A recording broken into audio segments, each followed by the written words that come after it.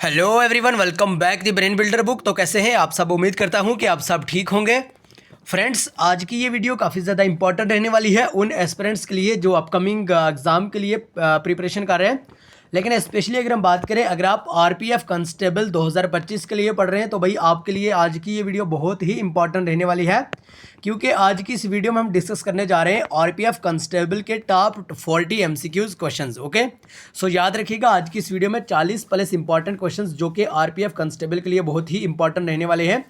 सो आइए वीडियो को स्टार्ट करेंगे, लेकिन इससे पहले कि अगर आप हमारे चैनल पे नहीं हो तो चैनल को सब्सक्राइब और वीडियो को लाइक ज़रूर करिएगा। और हाँ, अगर अभी तक आपने आरपीएफ कांस्टेबल के related exam oriented material purchase नहीं करा है सो जल्दी से भाई 9596736083 आप इस नंबर पर जल्दी से व्हाट्सअप करके आरपीएफ कांस्टेबल के रिलेटेड एग्जाम ओरिएंटेड मटेरियल ले सकते हैं। और हमारी पीडीएफ की खास बात यह है कि इसमें आपको 100% पॉइंट टू पॉइंट बात करी होगी, 100% आपको ऑथेंटिक वे में मटेरियल मिलेगा और 100% ही एग्जाम ओरिएंटेड मटेरियल आपको प्रोवाइड करा जाएगा। इसके लिए आपको कोई भी ऐप्स एप्लीकेशन वगैरह इंस्टॉल नहीं करना होगा, आपको डायरेक्ट से व्हाट्सएप पे मैसेज करना होगा और आपको व्हाट्सएप पे ही पीडीएफ भेजी जाएंगी। और अल्हम्दुलिल्लाह हमारी ही पीडीएफ से बहुत सारे क्वेश्चन देखने को मिले हैं, रिसेंटली बहुत सारे एग्जाम हुए। ओके, सो आप जल्दी से इस नंबर पर व्हाट्सएप करके आरपीएफ कांस्टेबल का सपना पूरा करने के लिए आप एग्जाम ओरिएंटेड पीडीएफ ले सकते हैं। और हाँ, अगर आप डेली बेसिस पे फ्री वाला इंपॉर्टेंट क्विज़ कंडक्ट करवाना चाहते हैं तो ज़रूर आप डिस्क्रिप्शन में दिए गए लिंक पे क्लिक करिएगा, वहाँ आप टेलीग्राम और व्हाट्सएप ग्रुप दोनों को ज्वाइन करिएगा, जहाँ पे आपको डेली के फ्री वाले इंपॉर्टेंट क्विज़ प्रोवाइड करे जाते हैं। सो आइए आज का जो अपना इंपॉर्टेंट टॉपिक है आरपीएफ कांस्टेबल टॉप 40 एमसीक्यूज। आज का पहला question, the largest planet of the solar system is. So भाई आपसे पूछा गया है जो हमारा सोलर सिस्टम रहता है उसका जो लार्जेस्ट प्लैनेट है वो कौन सा है। तो जल्दी से भाई करेक्ट आंसर देने की कोशिश करें। अगर आपको भी सही आंसर आता हो तो कमेंट बॉक्स में ज़रूर बताइएगा। और हाँ, वीडियो के एंड पे आप अपना टोटल स्कोर ज़रूर बताइएगा। आज की इस वीडियो में से, आज के सेशन में से, आज के इस लेक्चर में से आपने कितने क्वेश्चंस करेक्ट करे, जल्दी से बताइएगा भाई। सो जो अपना लार्जेस्ट प्लैनेट रहता है, क्या मरकरी है, जुपिटर है, मार्स है या अर्थ है। सो करेक्ट आंसर यहाँ पे हो जाएगा option B, that is Jupiter. कुछ नहीं करना है आपको, जो भी हम यहाँ पे पढ़ाएंगे अगर आप फिलहाल वही वाला याद रखोगे तब भी बहुत है। लेकिन इतनी बात है कि जो भी हम यहाँ पे पढ़ाएंगे, चाहे वो एक्स्ट्रा एडिशनल पॉइंट्स हुए, चाहे वो ऑप्शंस के रिलेटेड बात करी गई हो या क्वेश्चंस पढ़ाया जाए, आपको एकदम बढ़िया शानदार तरीके से याद रखना ही रखना होगा। ओके, सो आपको क्लियर हो गया यहाँ पे क्वेश्चन नंबर 1 की अगर हम बात करें, लार्जेस्ट जो प्लैनेट रहता है सोलर सिस्टम का वो जुपिटर है। Okay, so option B is right answer. आइए नेक्स्ट क्वेश्चन, क्वेश्चन नंबर 2, लेकिन साथ साथ आप भी आंसर देने की कोशिश करें। इससे यूँ होता है कि आपका जो नॉलेज होता है वो बूस्ट हो जाता है। और जो चीज़ लिखी जाती है, यानी आपने बचपन में देखा होगा आपके मास्टर जी कहा करते थे आपसे कि भाई बच्चे, आपको जो भी क्वेश्चंस दिया जाता है उसको हमें लिख के दिखाएं। ओके, और आप जब आप लिखते थे उसका ये मकसद होता था जिस चीज़ को आप लिखते हैं वो आपको याद भी रहता है। सो इसलिए जो भी क्वेश्चंस हम यहाँ पर डिस्कस करते हैं, आप साथ साथ कमेंट बॉक्स में लिखा भी करें उसका answer. Okay, so question number 2 की बात करें, study of the moon is called. So जल्दी से बताइएगा भाई, मौन की, चांद की स्टडी करने को क्या कहते हैं भाई, जल्दी से बताइएगा। ओके, जल्दी से बताइएगा भाई। ऐसे तो आप डायरेक्ट से जब चैटिंग करते हैं अपनी जीएफ वगैरह के साथ या किसी के साथ, तो आप तो लिखते हैं भाई, बार बार आप लिखते हैं कि भाई मैं आपके लिए चांद तोड़ के लाऊंगा, ठीक है। लेकिन उस चांद को यहाँ पे तोड़िए और अपना 2025 वाला जॉब का सपना पूरा करिए। ओके, अपना 2025 वाला जॉब का सपना पूरा करिए, ना कि अपने जीएफ या बीएफ के लिए आप चांद तोड़ के लाएं, ठीक है। ये कोई तारों का शहर नहीं है, ये यूट्यूब है और यहाँ पे आप लेक्चर देख रहे हैं। आपका सपना है 2025 में जॉब पाना और अपनी जो फाइनेंशियली कंडीशन है या फैमिली प्रॉब्लम है उसको सॉल्व करना। ओके, सो इसलिए कंसिस्टेंसी के साथ आप यहाँ पे पढ़ें। सो जल्दी से बताइएगा भाई, चांद की स्टडी करने को क्या कहते हैं भाई, एस्ट्रोलॉजी, हार्डियोलॉजी, सेलिनोलॉजी या none of these. So correct answer is option C, that is selenology. याद रखिएगा, सेलिनोलॉजी ही मौन की स्टडी करने को कहते हैं। सो ऑप्शन सी यहाँ पे करेक्ट आंसर हो जाएगा। Very very important question. बहरहाल क्वेश्चन नंबर 3 की अगर हम बात करें, which ocean is the largest ocean in the world. तो भाई दुनिया का लार्जेस्ट ओशन, ये क्वेश्चन आरपीएफ के एग्जाम में ज़रूर पूछा जाता है। और अगर आपने आरपीएफ एसआई का पेपर दिया होगा तो ज़रूर आपने ये वाला क्वेश्चन देख रहा होगा वहाँ पे भी। ओके, आरपीएफ एसआई के एग्जाम में ये वाला क्वेश्चन पूछा था भाई, largest ocean in the world, दुनिया का लार्जेस्ट ओशन कौन सा है। क्या ये पैसिफिक ओशन है, क्या ये अटलांटिक ओशन है, क्या बे ऑफ बंगाल या none of this. Very very important question in the exam oriented question. So correct answer is option A, that is Pacific Ocean. Okay, Pacific Ocean ही लार्जेस्ट ओशन माना जाता है वर्ल्ड का, दुनिया का, इंडिया की बात नहीं कर रहे हैं, दुनिया का ये लार्जेस्ट ओशन है पैसिफिक ओशन, ये आप जरूर ध्यान में रखिएगा। ओके, और अगर हम बे ऑफ बंगाल की बात करें, सपोज मान लीजिए इंडिया का अपना कुछ, भाई हमें तो बनाना नहीं आता है यहाँ पे, ठीक है, अगर हम इंडिया की बात करें, इंडिया का मैप हमें यहाँ पे बनाना नहीं आता है, लेकिन चलो तो भी हम कोशिश करते हैं, क्योंकि कहते हैं कि भाई कोशिश करने वालों की कभी हार नहीं होती। ओके, मान लीजिए ये अपना इंडिया का मैप है और इस साइड में यहाँ पे ये अरबियन सी होता है, भाई अरबियन सी है यहाँ पे, ठीक है, याद रखिएगा, और इस साइड में अपना बे ऑफ बंगाल है। सो याद रखिएगा, बे ऑफ बंगाल अगर आपसे पूछा जाए तो आपके साउथ ईस्ट वाली साइड में है, ठीक है, साउथ ईस्ट वाली साइड में बे ऑफ बंगाल है, और अगर हम बात करें साउथ वेस्ट वाली साइड में अरबियन सी फॉल करता है। ये पूछे जाते हैं भाई क्वेश्चंस, इसके डायरेक्शन के क्वेश्चंस पूछे जाते हैं, तो इसलिए आपको ध्यान में रखना होगा। अगर हम बे ऑफ बंगाल की बात करें, ये साउथ ईस्ट डायरेक्शन में है, और अगर हम बात करें अरबियन सी के बारे में, ये साउथ वेस्ट में है। ओके, जरूर ध्यान में रखिएगा। बहरहाल नेक्स्ट क्वेश्चन की अगर हम बात करें, question number 4, very very important question, the Bhakra Nangal dam is built on which river. So जल्दी से बताइएगा, Bhakra Nangal dam, very very important question, और एसएससी का तो ये फेवरेट क्वेश्चन है भाई, जल्दी से बताइएगा, भाखड़ा नंगल डैम कौन से नदी के ऊपर बिल्ट करा गया है? रावी, महानदी, कावेरी या Sutlej? So correct answer is option D, Sutlej. याद रखिएगा, अगर हम सतलुज रिवर के बारे में बात करें, इसी पे भाखड़ा नंगल डैम लोकेटेड है। Okay, and next question, question number 5, yellow revolution related to. तो भाई येलो रेवोल्यूशन के बारे में आपसे पूछा गया है, येलो रेवोल्यूशन किस चीज़ से रिलेटेड रहता है? पेट्रोलियम, लेदर, ऑयल सीड या ऑनियन? सो करेक्ट आंसर यहाँ पे हो जाएगा भाई option C, that is oil seed. अगर हम बात करें येलो रेवोल्यूशन के बारे में, तो ऑयल सीड से रिलेटेड रहता है। अगर हम बात करें पेट्रोलियम के बारे में, तो black revolution is related to petroleum. अगर हम बात करें वाइट रेवोल्यूशन के बारे में, ये पूछे जाते हैं ना भाई क्वेश्चंस, वाइट रेवोल्यूशन के बारे में अगर हम बात करें, तो भाई आप यूं कह सकते हैं कि भाई milk and dairy, white revolution. अगर आपसे पूछा जाए भाई यहाँ पे ग्रीन रेवोल्यूशन के बारे में पूछा जाए, तो भाई एग्रीकल्चर, ग्रीन रेवोल्यूशन एग्रीकल्चर, और एग्रीकल्चर के अगर फादर के बारे में पूछा जाए तो स्वामी, जल्दी से बताएगा, ये आपके लिए आज का पहला होमवर्क है, जल्दी से बताएगा, थोड़ा सा हमने बता दिया लेकिन जल्दी से बताएगा। हर एक वीडियो में आपको 1 या 2 होमवर्क जरूर देते हैं, सो आप ध्यान में रखिए कि वो होमवर्क आपको कमेंट बॉक्स में लिखना होता है। Okay, next question, question number 6, very very important question. Question number 6 की अगर हम बात करें, which of the following state is the Elephanta cave located. तो भाई आपसे पूछा गया है एलिफेंटा केव कौन सी स्टेट में लोकेटेड है? नागालैंड में, राजस्थान में, कर्नाटका में या महाराष्ट्र में? Very very important question. So याद रखिएगा ऑप्शन डी, यानी महाराष्ट्र। अगर हम महाराष्ट्र की बात करें, महाराष्ट्र स्टेट में ही एलिफेंटा केव लोकेटेड है। ओके, अगर हम बात करें कर्नाटका के बारे में, काफ़ी बार पूछा जाता है भाई, इंडिया में सबसे ज़्यादा जो कॉफ़ी की प्रोड्यूसिंग करी जाती है वो कर्नाटका में करी जाती है। सेकंड नंबर पे अगर हम बात करें मेज़, मक्की सबसे ज़्यादा कर्नाटका में इसकी खेती करी जाती है। अगर हम राजस्थान की बात करें, राजस्थान में अगर हम 2011 की सेंसस के अकॉर्डिंग बात करें, तो लार्जेस्ट एरिया वाली स्टेट है भाई, ये लार्जेस्ट एरिया वाली स्टेट है, ठीक है, या ज़रूर ध्यान में रखिएगा। और नागालैंड के बारे में क्या कुछ खास है आप ज़रूर बताइएगा हमें, ओके, ताकि हमें भी पता चले, हमें भी नॉलेज बढ़े। बहरहाल नेक्स्ट क्वेश्चन यहाँ पे question number 7, very very important question, और इस टाइप के क्वेश्चंस आपको एसआई आरपीएफ के एग्जाम में भी देखने को मिले थे भाई। अगर आपने वो वाला पेपर एनालिसिस करा तो अच्छी बात है, नहीं करा तो हमने ऑलरेडी अपलोड करा है भाई। Okay, which country is the largest producer of coffee के बारे में पूछा है, अभी हमने बात करी। अगर हम इंडिया की बात करें तो कर्नाटका, इंडिया की बात करें तो कर्नाटका भाई, इंडिया की बात करें कर्नाटका में सबसे ज़्यादा कॉफ़ी की प्रोड्यूसिंग करी जाती है। लेकिन आपको यहाँ पे कंट्री के बारे में पूछा गया है, क्या वो इंडिया है, क्या वो चाइना है, क्या वो ब्राज़ील है या थाईलैंड है? सो करेक्ट आंसर हो जाएगा यहाँ पे ऑप्शन सी, यानी ब्राज़ील। अगर हम कंट्री की बात करें, अगर पहले नंबर पे हम यूँ कहें कि भाई कंट्री कौन सी कंट्री है जहाँ सबसे ज़्यादा कॉफ़ी की प्रोड्यूसिंग करी जाती है, तो आपको ब्राज़ील पे टिक करना होगा, पहली कंट्री यही है, ठीक है। और उसके बाद अगर हम बात करें, इंडिया दूसरे नंबर पर आता है, और इंडिया के स्टेट के बारे में बात करें तो कर्नाटका। ओके, ज़रूर ध्यान में रखिएगा।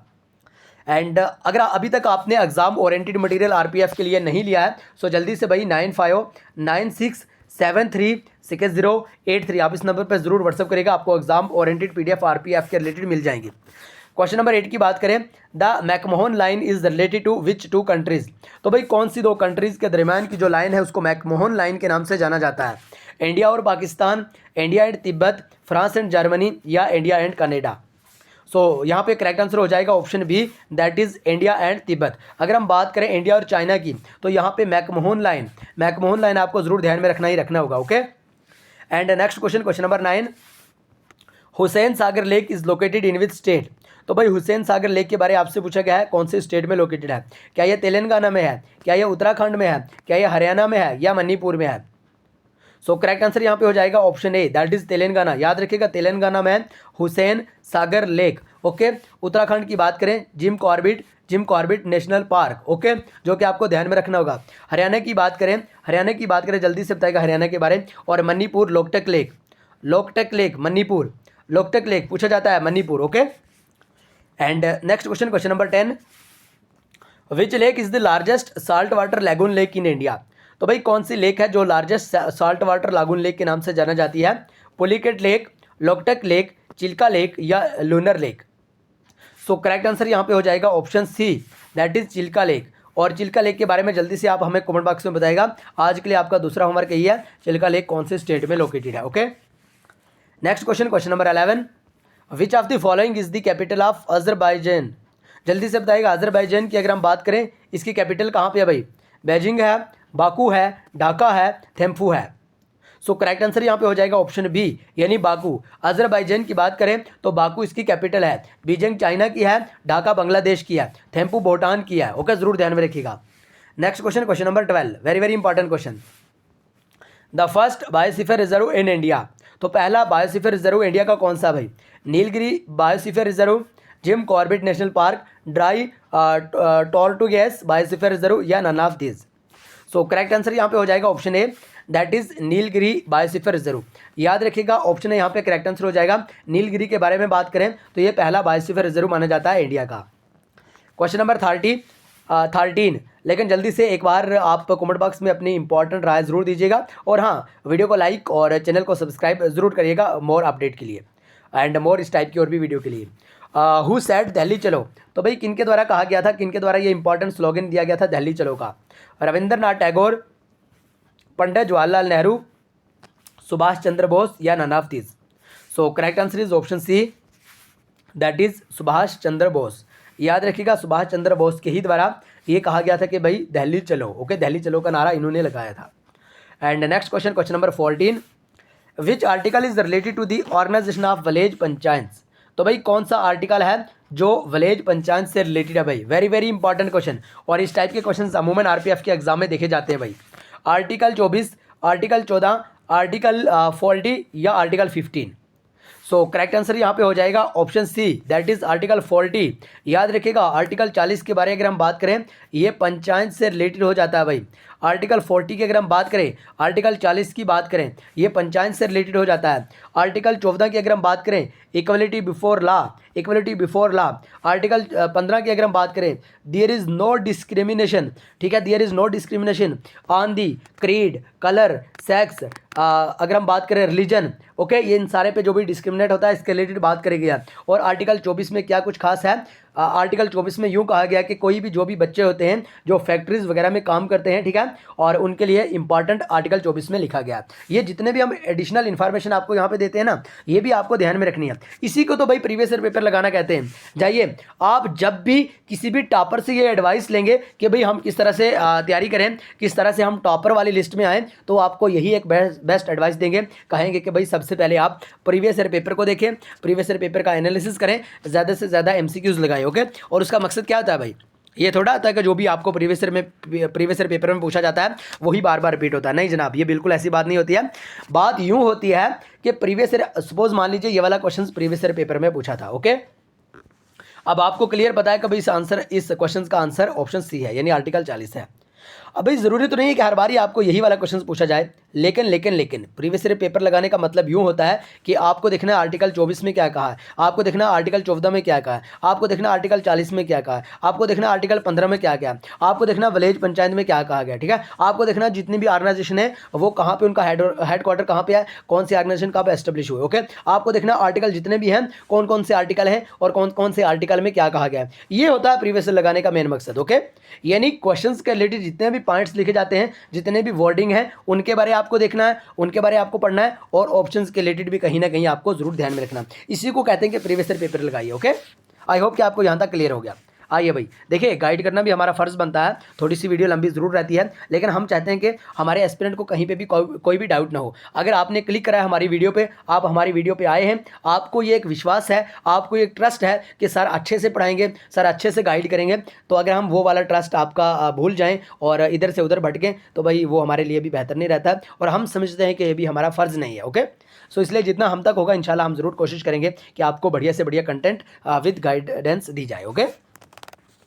बहरहाल question number 15, right to information came into force. तो भाई राइट टू इन्फॉर्मेशन के बारे में आपसे पूछा गया है, ये कब फोर्स में लाया गया? 12 अक्टूबर 2002 को, 12 अक्टूबर 2005 को, 23 जनवरी 1990 को, या none of these. So correct answer is option B, that is 12 अक्टूबर 2005। यानी 12 अक्टूबर 2005 को ही राइट टू इन्फॉर्मेशन फोर्स में लाया गया। Who discover law of motions? Question number 16, who discovered laws of motion? तो भाई लॉज ऑफ मोशन किनके द्वारा डिस्कवर करा गया? कोलम्ब के द्वारा, न्यूटन के द्वारा, रदरफोर्ड के द्वारा, या none of this. So correct answer is Newton, that is option B is right answer. याद रखिएगा न्यूटन के द्वारा ही लॉज ऑफ मोशन दिया गया, जिसमें 3 इंपॉर्टेंट लॉज दिए गए हैं, okay. Next question, question number 17, very very important question. The SI unit of time is? तो भाई टाइम का एसआई यूनिट क्या है? और एसआई यूनिट से आपको एक नया क्वेश्चन जरूर देखने को मिल सकता है।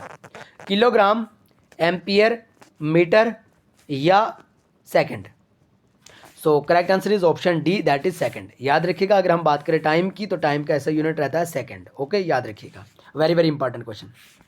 Next question, question number 14, sorry question number 18 भाई। Which of the following is the symbol of helium? आपसे पूछा गया है हीलियम का सिंबल, जल्दी से बताएगा। HO, HE, Cl या AR? Correct answer is option B, that is HE। HE की अगर हम बात करें, ये हीलियम का फार्मूला हो जाता है भाई, ये हीलियम का फार्मूला हो जाता है। याद रखिएगा हीलियम का फार्मूला क्या है? HE, okay. So option B is right answer. Next question, question number 19, the study of skin is called? Skin की स्टडी, चमड़ी, जिसको हम चमड़ी कहते हैं भाई, अगर उर्दू में लिखें तो इस तरह से चमड़ी, ठीक है, ओके। स्किन की अगर हम बात करें ना तो भाई स्किन की स्टडी करने को क्या कहते हैं? कार्डियोलॉजी कहते हैं, बायोलॉजी कहते हैं, डर्मेटोलॉजी कहते हैं, या इकोलॉजी कहते हैं? सो करेक्ट आंसर हो जाएगा option C, that is dermatology. याद रखिएगा dermatology is the study of skin. Cardiology के बारे में बात करें ना, हार्ट की स्टडी, हार्ट की स्टडी करने को कार्डियोलॉजी कहते हैं। बाकी इकोलॉजी की बात करें, आपके सराउंडिंग में जितना भी इन्वायरमेंट होता है, इन्वायरमेंट की बात करें तो इन्वायरमेंट की स्टडी करने को भाई इकोलॉजी कहते हैं। बायोलॉजी के बारे में जल्दी से बताएगा भाई, बायोलॉजी के बारे में जल्दी से बताएगा, किस चीज़ की स्टडी करने को बायोलॉजी कहते हैं? सिंपल सा क्वेश्चन है। क्वेश्चन नंबर 20, भाई जो भी हम यहाँ पे आपको होमवर्क देते हैं ना, आप इसको इग्नोर मत किया करें, ये आपके बेनिफिट के लिए है, हमारा कोई बेनिफिट नहीं है इसमें। भाई पढ़ना आपने है, जॉब आपने लेनी है, अपनी फैमिली कंडीशन आपने सुधारनी है, ओके, फाइनेंशियली कंडीशन आपने सुधारनी है। हम तक इतना है कि हम आपको गाइड कर सकते हैं, पढ़ा सकते हैं, इससे बेहतर तो हमारे पास कुछ और ऑप्शन नहीं है। अब आप तक है, हम जो भी यहाँ पे होमवर्क देते हैं उसका ये मकसद होता है कि आप जाइए, अगर आपके पास हमारी PDF है देख लीजिए, उनमें मेंशन करा होता है वो, हम तभी तो आपको देते हैं ये होमवर्क। अगर नहीं आपके पास PDF ले लीजिए, अगर नहीं लेना चाहते कोई अदर सोर्स है वहाँ से पढ़िए, अगर कोई भी सोर्स नहीं है गूगल से सर्च कीजिए, लेकिन जो हम यहाँ पर आपको होमवर्क देते हैं ज़रूर आप उस होमवर्क को मद्देनज़र रखिए। Question number 20, the study of different types of trees and plants are called? तो भाई डिफरेंट टाइप्स ऑफ ट्रीज और प्लांट्स की स्टडी करने को क्या कहते हैं? बायोलॉजी, बॉटनी, कार्डियोलॉजी, या नन ऑफ दिस? अभी अभी हमने पढ़ा कार्डियोलॉजी के बारे में, स्टडी ऑफ हार्ट्स। ये ऑप्शन एलिमिनेट हो जाता है, अगर ऑप्शन सी एलिमिनेट हो जाता है तो ऑप्शन डी भी खुद ब खुद ही एलिमिनेट हो जाता है, ओके। सो यहाँ पे भाई करेक्ट आंसर हो जाएगा option B, that is botany. Botany की बात करें, प्लांट्स और ट्रीज की स्टडी करने को कहते हैं, ओके। सो ऑप्शन बी यहाँ पे करेक्ट आंसर हो जाएगा। सो जल्दी से बताइएगा आज टोटल क्वेश्चन में से आपने टोटल कितने क्वेश्चंस करेक्ट करें, कमेंट बॉक्स में ज़रूर बताएगा। और हाँ, अगर अभी तक आपने आरपीएफ के रिलेटेड एग्जाम ओरिएंटेड मटेरियल नहीं लिया, सो जल्दी से 9596736083 आप इस नंबर पर जल्दी से व्हाट्सअप ले सकते हैं और इसमें आपको एग्जाम ओरिएंटेड मटेरियल मिल जाएगा। और बाकी टेलीग्राम और व्हाट्सअप चैनल दोनों को आप ज्वाइन करिएगा, जिसकी लिंक ऑलरेडी डिस्क्रिप्शन में दे दिया है। और हाँ, मिलेंगे नेक्स्ट वीडियो में, तब तक के लिए bye bye, take care, love you all. लेकिन चैनल को सब्सक्राइब और वीडियो को लाइक ज़रूर करिएगा।